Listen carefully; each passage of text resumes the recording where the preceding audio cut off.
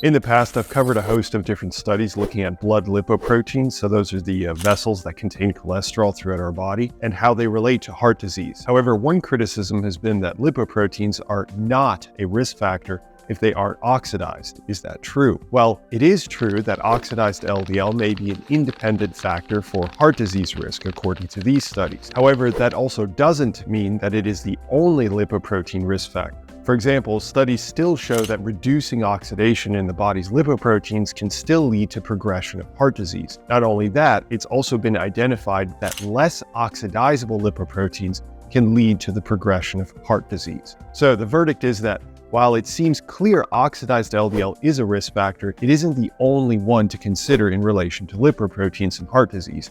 Distinguishing the level of risk between lipoproteins is an area that's still being investigated. But the best strategy is just lower your overall lipoprotein burden.